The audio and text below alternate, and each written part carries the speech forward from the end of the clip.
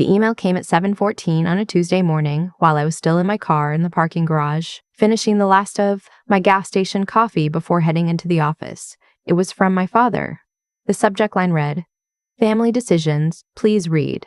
I almost didn't open it. Dad wasn't a subject line kind of man. He was a show up at your door kind of man, a call you 3 times in a row kind of man. An email with a formal subject line meant he'd rehearsed this, meant someone had helped him write it. I opened it anyway. "Your mother and I have discussed this at length. We feel it's best for the family if you step back from your role at Hargrove and Associates.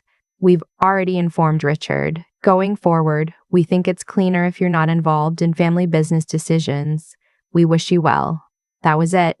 53 words, no call, no conversation, just a carbon copy dismissal, and I could see from the CC line that my brother had already been included. Richard hadn't even had the decency to text me separately. He just let my parents do it. I sat in that parking garage for a long time. The engine was off. The fluorescent lights above me hummed.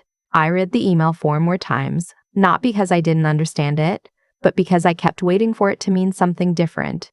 It didn't. Hargrove and Associates was my grandfather's firm, a mid-size commercial real estate brokerage he'd built from nothing in Charlotte, North Carolina, over 35 years. When he got sick 4 years ago, he'd asked me, not Richard, not my father, me, to come on as the operations director because, as he put it, "You're the only one in this family who reads the fine print."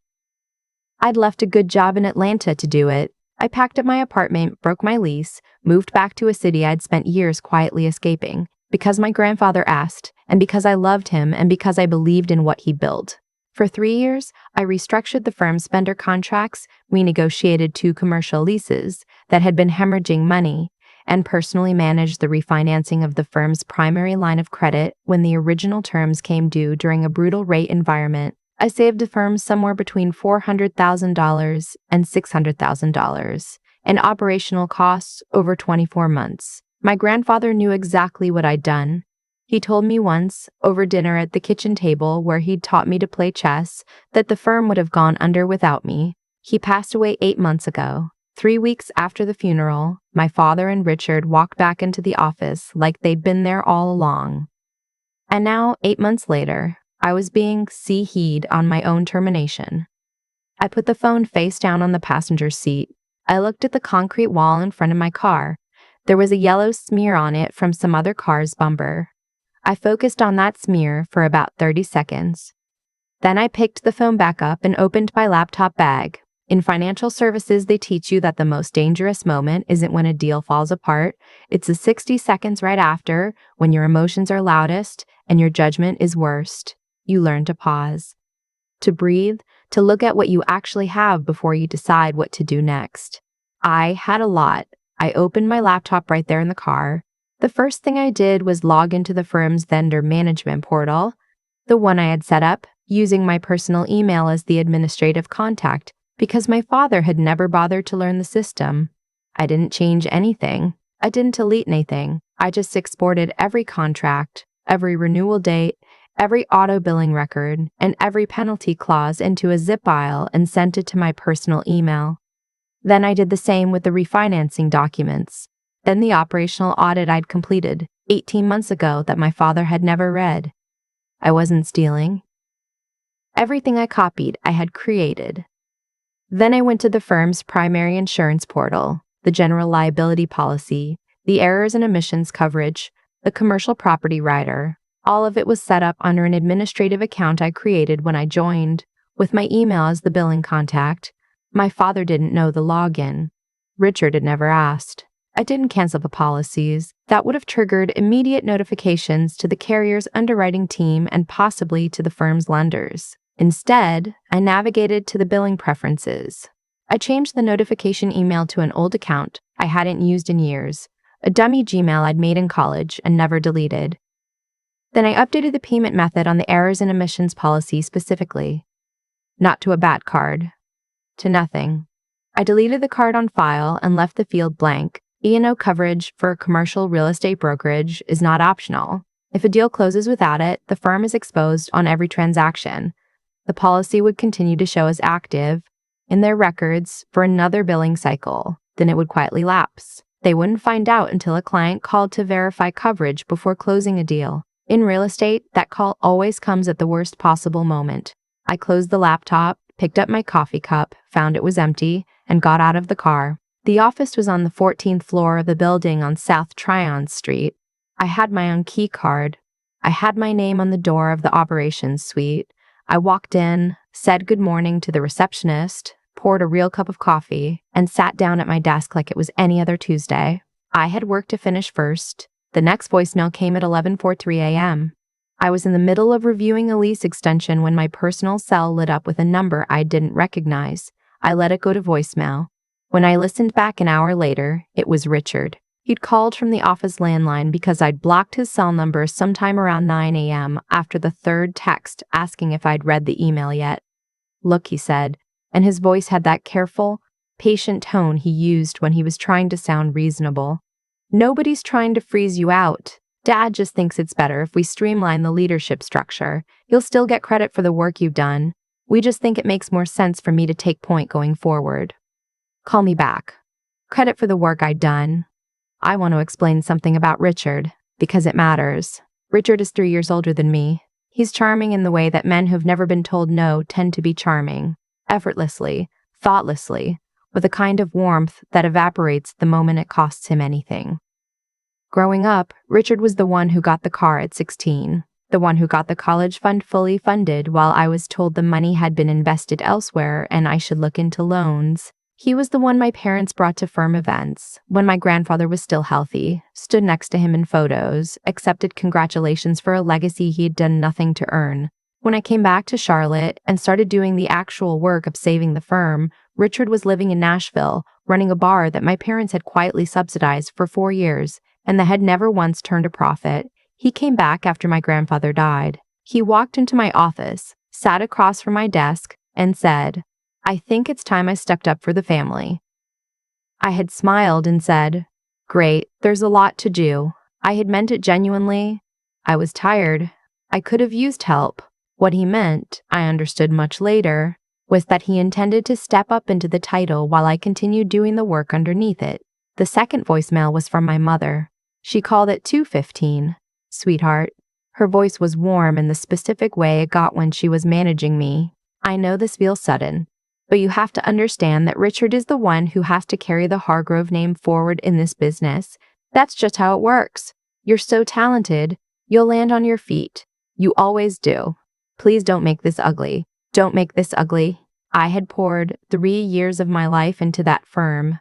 I had moved back to a city I'd left on purpose. I had given up a relationship, a good one, with a woman named Kate who had eventually gotten tired of waiting for me to come back to Atlanta and stopped waiting because I couldn't ask her to follow me into something I couldn't put a timeline on. I had worked 18-hour days during the refinancing. I had eaten dinners alone at my desk more times than I could count.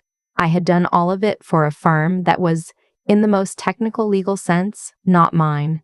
That was the part that had always been left carefully vague. My grandfather had talked about it, in the way old men talk about things they mean to formalize and keep not quite getting around to. He'd said things like, "This will all be yours, and you're the one who understands this place, and we'll sit down with Martin soon and get everything sorted." Martin was his attorney. We never sat down with Martin. And then he got worse faster than anyone expected, and there was a hospitalization, and then there was the funeral, and then there was Richard walking in through the door.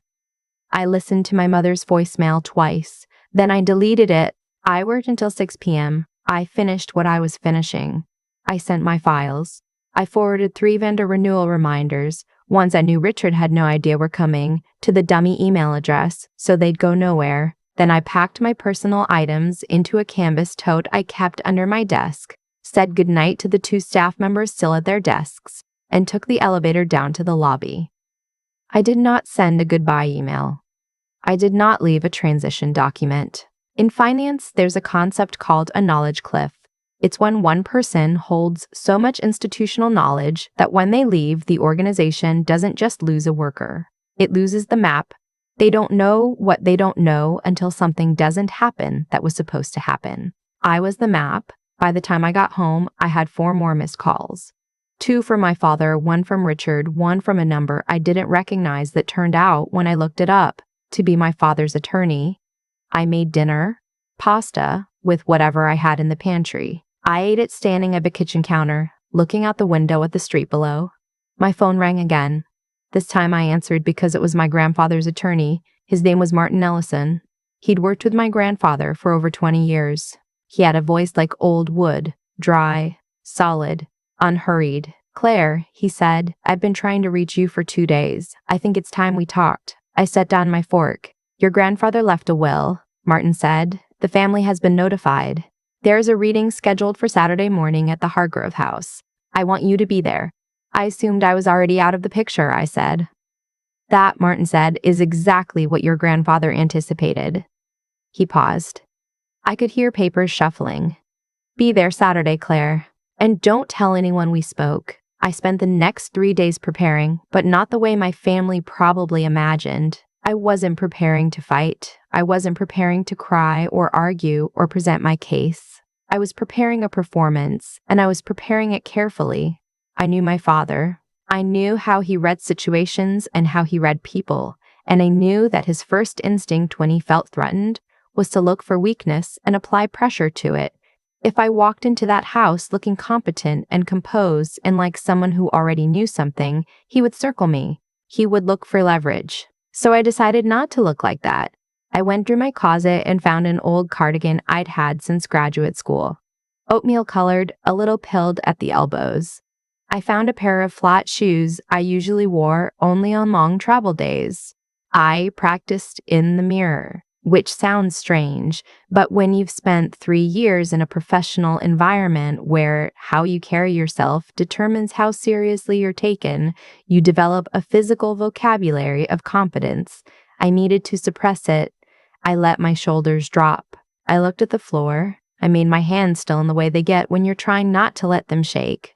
Not performing a tremor, but holding back the stillness that would give me away. By Friday night, I looked like someone who'd been crying for a week. The Hargrove house was a 1940s colonial on a tree-lined street in Myers Park. My grandfather had lived there for 40 years. It smelled, as it always had, of wood polish and old books, and something faintly floral that I'd never been able to identify and had stopped trying to. The sitting room off the main hallway had been set up, with chairs facing a heavy oak table, and Martin Ellison was already seated behind it when I arrived. My father was in a suit. My mother was in a plaque, which was the correct thing to wear, and also, knowing her, a calculated choice. Richard was standing near the window with his hands in his pockets, looking like a man who was confident he already knew how the next hour would go. My mother glanced at me when I walked in. Her eyes moved down to the cardigan, the flat shoes, the way I was holding my arms. Something in her expression relaxed by a fraction. "There's coffee," she said, gesturing toward a side table. "If you want." "I'm okay," I said, and I let my voice come out smaller than usual. I sat down in the chair nearest the door, the one slightly set back from the others. I pulled my sleeves down over my hands. Richard didn't look at me. Martin opened the file without preamble. He read through the preliminary language, the identification of assets, the date of execution, the confirmation of mental competency at the time of signing, which he noted had been witnessed by 2 independent parties and a notary. My father shifted in his chair. My mother's hand found his arm. Then Martin began the inventory. The Hargrove house appraised at $1.1 million. The firm itself, the business entity, including its client roster, vendor contracts, and goodwill, was valued at $2.3 million in the most recent independent appraisal. There was a brokerage account holding $840,000 in index funds and treasury bonds. There was a separate account holding $215,000 in cash reserves. My mother made a sound that wasn't quite a word. Richard had stopped looking out the window. "The total estate," Martin said, looking at no one in particular over the top of his glasses, valued at approximately $4.4 million. The room had a particular kind of silence in it now. It was the silence of people who are doing arithmetic. "In the matter of distribution," Martin continued and turned a page, "Arthur Hargrove's instructions are as follows." He looked up. For just a moment his eyes found mine. It was very brief. The entirety of the estate, the property, the firm, the investment accounts, and the cash reserves is bequeathed to his granddaughter, Claire. My father said no before Martin had finished the sentence. Not a question, not an objection, just no, flat and final, the way he said it when I was a child and the conversation was over. That's not right, he said. His mind was going at the end. Everyone saw it.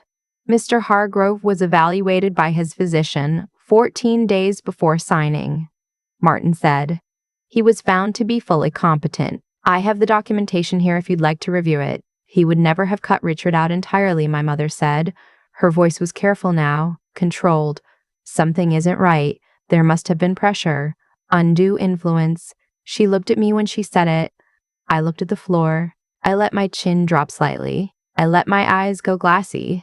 I had cried genuinely many times in the weeks after my grandfather died, and the muscle memory of what that felt like was still there. I leaned into it. I started, and then stopped and pressed my lips together. I don't know what Grandpa was thinking. I don't know if I can even manage something like this. The firm alone. There's so much I don't understand about the legal structure. I don't know how probate works. There are mechanisms, Richard said, and now he was looking at me, and I recognized the specific quality of attention he was paying me. He thought he saw an opening. If you're genuinely not equipped to manage the estate, there are ways to structure oversight, a family trustee arrangement, someone who can help make the big decisions while you're still getting on your feet. He said it kindly. That was the thing about Richard. He always said the knife part kindly. With that, I said, and I fart kindly. With that, I said, and I let myself sound relieved. Would that even be possible? My father leaned forward. Martin, what would that require? Martin set down his pen. He looked at my father with an expression I can only describe as professionally neutral. To establish a formal challenge to the designated heir's capacity to manage the estate, each contesting party would need to sign a declaration attesting that the heir is not competent to manage the assets independently. That declaration is the first step in petitioning for emergency conservatorship. Fine, my father said. Where do we sign? Dad, I said, small, uncertain. Are you sure? Maybe I could try. This is the right thing, my mother said, and she reached over and briefly touched my hand. Her eyes were full of something that was almost tenderness. You've always been so hard on yourself, honey. There's no shame in accepting help. Martin slid 3 separate pages across the desk. One to my father, one to my mother, one to Richard. They signed without reading. That was the thing about people who'd spent their whole lives assuming the fine print didn't apply to them. They never read it. I straightened up. It wasn't dramatic. I didn't stand. I didn't raise my voice. I just sat up in the chair, pulled my sleeves back up over my wrists, and looked at my father with an expression that was, I think, the most honest one I'd worn all morning. Martin picked up the 3 signed pages and set them aside. Then he turned to a tabbed section near the back of the file. Article 7 of the will, he said, includes what Mr. Hargrove referred to in his notes as the competence clause. Any party who formally contests the designated heir's capacity to manage the estate or who signs documentation to that effect is considered to have issued a challenge to the will's terms. Under Article 7, any challenging party forfeits their right to any bequest or consideration under the estate. He paused. Your father had included individual bequests for each of you. Mr. Hargrove, he nodded to my father, was to receive $180,000. Mrs. Hargrove, $90,000. Richard, $120,000. He set down the page. Those bequests are now void. The silence this time was different. It had a different texture. It was the silence of people who had just understood what they'd done.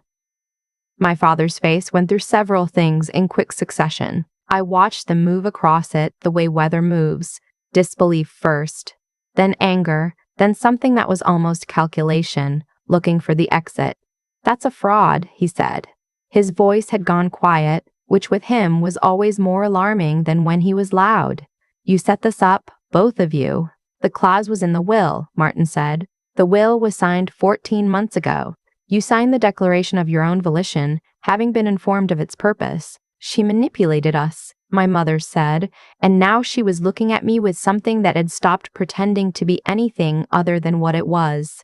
She sat there and, I asked a question, I said. You answered it. Richard was very still. I looked at him. He was doing the math. I could see it. The firm, he said finally. At least, the firm is family. You'd keep it in the family. You wouldn't. The firm's E&O coverage lapses in 11 days, I said. You'll want to get that sorted before you try to close anything.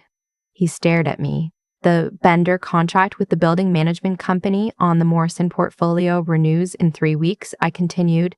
If nobody calls them before the 14th to confirm terms, it auto-renews at the rate that was set 4 years ago, which is 12% above current market.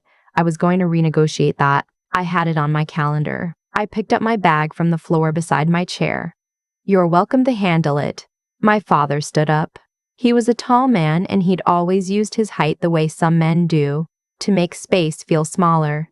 You think you can just take everything he built? Everything this family built? I think Grandpa built it, I said. I think I helped him keep it. And I think you've been waiting for it to be handed to you for 30 years without doing much of the building. I stood up. I'm sorry it went this way. I genuinely am. We'll contest it, he said. We'll tie this up in court for years. You can try, Martine said mildly, though I'd note that Mr. Hargrove's documentation is thorough, the competency certification is clean, and you have just signed a document that will make it substantially difficult to argue you were acting in your own sound interests when you challenged the heir. He closed the file. I'd recommend speaking with an attorney before proceeding. My father looked at me one more time. I don't know exactly what he was looking for. Whatever it was, I don't think he found it. He left first. My mother followed. Richard stood at the window for another moment, and then he left too, without saying anything, which was the most honest thing he'd done all morning. Martin walked me out through the front hallway, past the framed photos of 4 generations of my family on the wall. My grandfather was in most of them, younger, then older, then old. In one near the bottom, he was maybe 40, standing in front of the original Hargrove and Associates office on a street that didn't exist the same way anymore. He was grinning at whoever was taking the photo. He rewrote the will 14 months ago, Martin said quietly as we stood at the door. After the refinancing closed. After you got the Morrison contract sorted. He looked at the photo. He said you'd know what to do. He said you'd know what to do. He said you'd know what to do. You just wished he'd made sure you knew it sooner. I stood in the doorway for a moment. He also, Martin added, specifically asked me to tell you, don't let them back in, whatever guilt you feel, and he said you'd feel it, because you always do. Remember that guilt is not the same thing as obligation. I nodded. I couldn't quite speak. I walked to my car. I sat in it for a few minutes in the driveway of a house that was, as of that morning, mine. The maple trees that lined the street were just starting to turn. October in Charlotte does that, shifts suddenly, all at once, like someone finally made a decision. I thought about Kate in Atlanta. I thought about my apartment there, the good coffee place on the corner, the way the city had felt like mine in a way Charlotte never quite had. I thought about 3 years of dinners at my desk, and 18-hour days, and conversations in this very driveway with my grandfather, walking slowly because his hip was bad, talking about the firm and the business and what he hoped it would become. I thought about my father signing that paper without reading it. I started the car. The weeks after that were not simple. My father did consult an attorney who apparently told him more or less what Martin had said because the contest never materialized into anything formal. Richard called me once, about 6 weeks later. He said he wanted to talk about the firm, about maybe coming on in some capacity, contributing, being useful. He sounded genuine. He might have been. I told him I'd think about it and call him back. I haven't yet. I'm still thinking. My mother sent an email. Long, careful, written and rewritten until it had the smooth-over quality of something revised too many times. She said she hoped I understood that they'd been acting out of concern, that the family had been under tremendous pressure, that she hoped we could find our way back to each other. I read it twice. Then I filed it in a folder I made called Later and left it there. I moved into the Hargrove house the first week of November. The first night after the movers had gone and the rooms were full of boxes I hadn't opened yet, I walked through each room slowly with a glass of wine, turning lights on and off. My grandfather's study still smelled like him, like old paper and coffee, and the particular mustiness of books that have been read many times. His chess set was still on the table by the window where we'd always played. I sat down on his side of the table. I looked at the board. The pieces were set up from a game we'd never finished, left exactly where they'd been the last time he was well enough to sit there. I looked at the pieces for a long time. Then I made his next move for him, just to see what it would have been. It was a good move. It would have won him the game. I should have expected nothing less. There are people who will take from you quietly and systematically for years, and they will do it with love in their mouths. And when you finally stop letting them, they'll call it a betrayal. They'll say you changed. They'll say you used to be so generous, so accommodating, so easy. What they mean is that you used to make it easy for them. You don't have to make it easy anymore. You don't have to perform weakness to survive rooms that only want you manageable. You don't have to wait for recognition that was decided against before you even walked in. Read the fine print. Keep your own records. And when someone hands you a document designed to take everything from you, make sure you already know what it says. The rest will follow. I still think about that chessboard sometimes. The unfinished game my grandfather left on the table by the window. Pieces exactly where they'd been the last time he was well enough to sit there. I made his move for him that first night alone in the house. It would have won him the game. Of course it would have. That's the thing about people who actually build something. They think several moves ahead. My grandfather saw what was coming long before I did.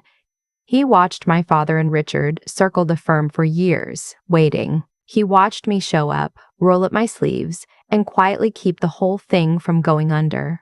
And 14 months before he died, without telling anyone, he rewrote his will. He didn't do it out of spite. I have to believe that. He did it because he understood a simple truth that took me much longer to learn. What you build with your hands and your judgment and your willingness to stay when it's hard, that belongs to you, not to whoever shows up at the end to claim the credit. I spent a long time feeling guilty about how it all ended. That's the honest part.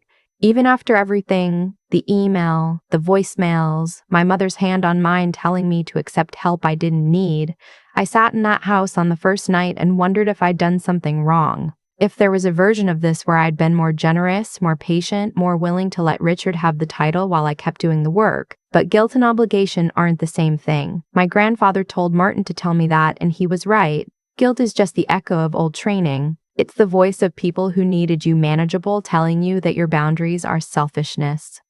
It sounds like love because it used to come from the same mouths.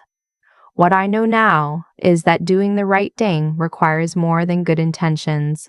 It requires clarity. It requires the willingness to look at a situation honestly, not how you wish it were, not how people are telling you it is, but how it actually is. My father and Richard weren't protecting the family. They were protecting their access to something they hadn't earned. Recognizing that, clearly and without flinching, was the hardest thing I did in that whole chapter of my life. And then there's the part that doesn't get talked about enough. You have to be willing to do the unglamorous work for a long time before anything resolves. 3 years of 18-hour days, 3 years of dinners alone at my desk, 3 years of being the person who read the fine print while everyone else went to dinner. That kind of persistence isn't exciting. Nobody writes about the Tuesday afternoons when you renegotiate a vendor contract and go home tired and do it again the next day. But that's where everything actually gets decided. My grandfather understood that. He saw it when other people in my family chose not to. I still haven't called Richard back. Maybe I will someday, but not yet. Some doors need to stay closed long enough for you to be sure you're opening them on your own terms. Not because the silence got uncomfortable. The chessboard is still by the window. I haven't moved the pieces since that first night. I don't think I will.